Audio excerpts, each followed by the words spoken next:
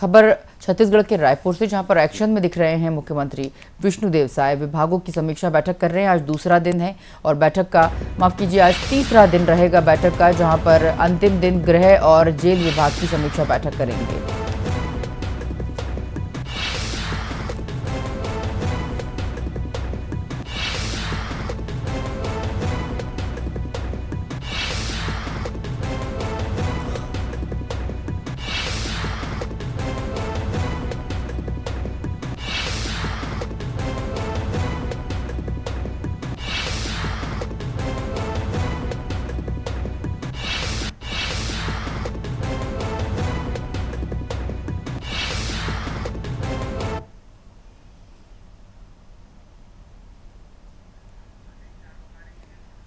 चलिए, हमारे साथ संवाददाता जुड़ चुके हैं। मनमोहन नेताम हमारे साथ फोन लाइन पर जुड़े हैं। मनमोहन, जिस तरह से आज अंतिम और तीसरा दिन है विभागीय बैठकों का, गृह विभाग और जेल विभाग की बैठक करेंगे। जैसे कि आपसे लगातार अपडेट ले रहे हैं हम, 2 दिन तो उन्होंने स्वास्थ्य विभाग की भी और चिकित्सा विभाग की, शिक्षा विभाग की कई बैठकें करी कलेक्टरों के साथ, मंत्रियों के साथ, और आज गृह विभाग की बैठक कर रहे हैं। क्या अपडेट है अभी तक? बिल्कुल, देखिए सनिता, मुख्यमंत्री विष्णुदेव साय लगातार जो विभागवार समीक्षा बैठक ले रहे हैं और सभी विभागों की जानकारियां वो अधिकारियों से ले रहे हैं। तो आज मुख्यमंत्री विष्णुदेव साय फिर से, आज तीसरा दिन है समीक्षा बैठक का, तीसरा और अंतिम दिन है आज मुख्यमंत्री विष्णुदेव साय गृह, जेल और पीएचई लोक स्वास्थ्य यांत्रिकी विभाग की समीक्षा बैठक लेने वाले हैं। और इस दौरान प्रमुख रूप से जो डिप्टी सीएम है और गृह मंत्रालय जिनके पास है, विजय शर्मा, वो इस बैठक में प्रमुख रूप से शामिल रहेंगे। और इस बैठक में अधिकारियों को मुख्य रूप से निर्देशित किया जाएगा कि किस तरीके से जो विभागवार जानकारियां हैं वो एकत्रित की जा रही है। और मुख्यमंत्री विष्णुदेव साय शुक्रवार को भी स्वास्थ्य, चिकित्सा और खाद्य विभाग की समीक्षा बैठक ली थी। और आज प्रमुख जो विभाग है, गृह विभाग और गृह, जेल और पीएचई विभाग की समीक्षा बैठक होने वाली है। लगातार सभी विभागवार जानकारियां सीएम एकत्रित कर रहे हैं और अधिकारियों को निर्देशित किया जा रहा है। तो सभी विभागों की जानकारी के साथ साथ गृह विभाग एक महत्वपूर्ण विभाग हो जाता है और साथ ही साथ पीएचई विभाग। देखिए, आने वाले दिनों में बारिश शुरू होगी। बारिश शुरू होने के पहले लोक स्वास्थ्य यांत्रिकी विभाग के द्वारा जो जल प्रदाय योजना है या फिर जल जीवन मिशन योजना है, या फिर यूं कहें बारिश के दिनों में अंदरूनी क्षेत्रों में जो गंदे पानी और शहरी क्षेत्र में जो नगरीय निकाय में जल आपूर्ति को लेकर जो समस्याएं होती है और दूषित पानी पीने से जिस तरीके से लोग बीमार पड़ते हैं, तो उससे निपटने का भी एक बड़ा प्लान किया जा रहा है कि किस तरीके से समय रहते हुए पेयजल का जो समुचित व्यवस्था है वो किया जाए। और साथ ही साथ गृह, जेल विभाग का भी समीक्षा बैठक होना है। खुद इस बैठक में विजय शर्मा उपस्थित रहेंगे। मनमोहन, आपसे ये भी जानना चाहेंगे कि जिस तरह से मुख्यमंत्री विष्णुदेव साय ने अधिकारियों को 2 टूक कहा है कि पूरी पारदर्शिता के साथ आप काम करिए,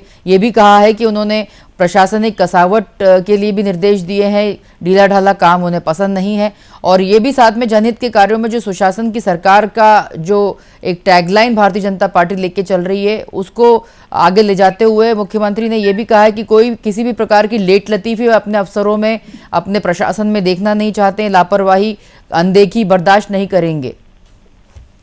बिल्कुल, देखिए सभी विभागों की समीक्षा हो रही है, सभी विभागवार जानकारियां एकत्रित की जा रही है। और सीएम विष्णुदेव साय का 2 टूक उनका कहना है कि किसी भी विभाग में कोई लापरवाही नहीं होनी चाहिए। और यूं कहें तो विभाग में जिस तरीके से जो छोटे से मुद्दे होते हैं, उस छोटे मसले को बड़ा रूप दे दिया जाता है और वह जो मामला है वह विपक्ष के पास चला जाता है और कहीं ना कहीं सरकार की किरकिरी होती है। देखिए, बीते दिनों बलौदा बाजार में एक छोटा मामला था, सामाजिक मामला था, लेकिन वह जो मामला है कितना विकराल रूप ले लिया। और इस पूरे मामले पर जो बीजेपी की सरकार, विष्णुदेव साय ने वो एसपी और कलेक्टर के ऊपर एक बड़ी कार्यवाही भी की है। तो निश्चित तौर पर अगर आप समीक्षा बैठक कर रहे हैं तो संबंधित विभाग के जो अधिकारी हैं उन्हें 2 टूक सवाल जवाब भी कर रहे हैं सीएम। और मुख्य रूप से बात करूं तो बीजेपी पार्टी प्रदेश में 15 साल छत्तीसगढ़ में सरकार में रही है और सरकार में रहने के बाद एक बड़ा अनुभव और साथ ही साथ जिस तरीके से फिलहाल जो मुख्यमंत्री कैबिनेट में जो चेहरों को मंत्री के पद दिया गया है। तो ये जो तमाम जो फेरबदल की बात करें या फिर अभी आचार संहिता हटने के बाद समीक्षा बैठक हो रही है, तो सरकार चाहती है कि किस विभाग में कौन सा अधिकारी को बैठाया जाए और किसे जिम्मेदारी पूर्वक काम दिया जाए, क्योंकि सरकार अपने हिसाब से मंत्रालय से लेकर आप ग्राम पंचायत की बात करें या फिर नगरीय निकाय की बात करें, ये तमाम जगह सरकार की जो योजनाएं हैं वो अगर धरातल पर लागू हुई है तो धरातल पर किस तरीके से काम कर रहे हैं। मनमोहन, और सरकार जी मनमोहन, आपसे ये भी जानना चाहेंगे कि देखिए आज अंतिम दिन है विभागीय बैठकों का। उन्होंने करीब करीब सभी विभागों के अधिकारियों के साथ, प्रमुख के साथ बैठक कर ली है। क्या ये समीक्षा बैठक कितने अंतराल में होती है, ये जानना चाहेंगे आपसे, और कितना कितना समय इन समीक्षा बैठकों के लिए सीएम लेते हैं? क्या 1 महीने में 2 बैठकें होती हैं या 2 महीने में, या चुनाव के बाद ये पहली बैठक थी, तो अब अगली बैठक, समीक्षा बैठक कब होगी? देखिए, समीक्षा बैठक सीएम चाहे तो हर 3 महीने में कर सकते हैं समीक्षा बैठक, और जाहिर सी बात है कि समीक्षा बैठक में सरकार की जो योजनाएं हैं वो धरातल में किस तरीके से काम कर रहा है। और साथ ही साथ देखिए, समीक्षा बैठक का जो बात करो फिलहाल तो विष्णुदेव साय सरकार बनने के बाद यह भी अटकलें अभी तेज हो गई है लोकसभा चुनाव के बाद कि मंत्रियों का विभाग भी बदला जा सकता है, और साथ ही साथ जो 2 नए मंत्री छत्तीसगढ़ से बनाया जा सकता है। तो 2 नए मंत्री आखिर होंगे कौन? तो 2 मंत्रियों के साथ छत्तीसगढ़ में यह भी अटकलें तेज हो गई है कि छत्तीसगढ़ में नए जो चेहरे हैं उन्हें भी मौका मिल सकता है। बस्तर की बात करें, सरगुजा की बात करें, तो विभागवार बैठक हर 3 महीने में मुख्यमंत्री चाहे तो कर सकते हैं।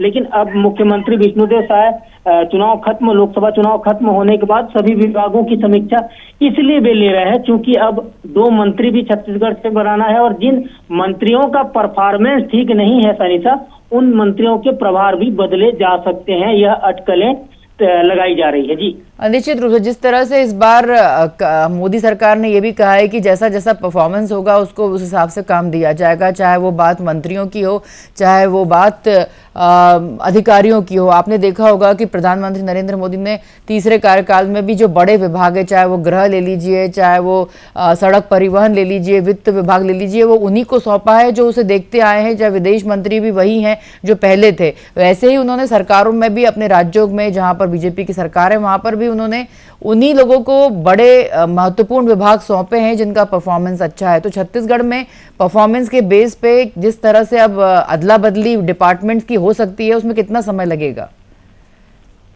देखिए, फिलहाल तो जो बृजमोहन अग्रवाल हैं, शिक्षा मंत्री हैं, वो अब सांसद चुन लिए गए हैं। मतलब बृजमोहन अग्रवाल सांसद से इस्तीफा देंगे तो एक जो मंत्री का पद है वो खाली हो जाएगा, और ऑलरेडी पहले ही एक मंत्री का जो पद है वो खाली था। मतलब छत्तीसगढ़ में 2 मंत्रियों का जो पद है वो भरा जाना है। लेकिन फिलहाल आपने बिल्कुल सही सवाल किया है, जिनका अनुभव लंबा है उन्हें तवज्जो बीजेपी देती है, और हम देख भी आ रहे हैं बृजमोहन अग्रवाल का जो लंबा अनुभव है उन्हें भी कैबिनेट में शामिल किया गया है। छत्तीसगढ़ बीजेपी में एक अहम उनकी जिम्मेदारी है, और विष्णुदेव साय खुद सीएम है, वो भी सांसद रह चुके हैं, और केंद्र की राजनीति में भी वो सक्रिय रहे हैं, बीजेपी के प्रदेश अध्यक्ष भी रहे हैं। सबसे महत्वपूर्ण बात यह है कि आप नए चेहरों को बीजेपी के विष्णुदेव साय की सरकार में मंत्री तो बना दिए, लेकिन बीते 6 महीने में उनकी परफॉर्मेंस रिपोर्ट आखिर क्या कह रही है?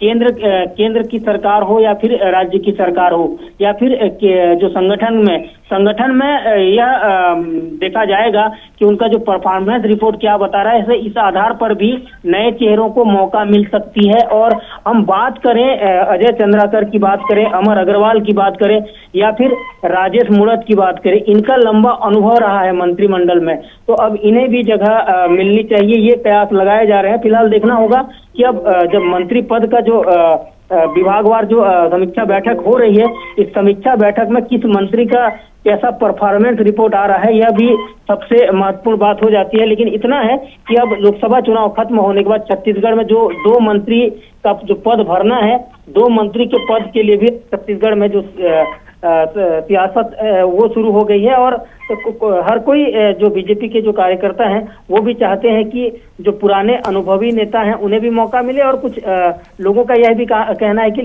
नए लोगों को भी मौका मिलना चाहिए। जी, बहुत शुक्रिया मनमोहन इस तमाम जानकारी के लिए। बता दें कि अब आज तीसरा जो है दिन है बैठक का। मुख्यमंत्री विष्णुदेव साय एक्शन में नजर आ रहे हैं। विभागों की लगातार 3 दिन से बैठकें ले रहे हैं और आज अंतिम दिन में गृह और जेल विभाग की समीक्षा बैठक करेंगे और निर्देश देंगे।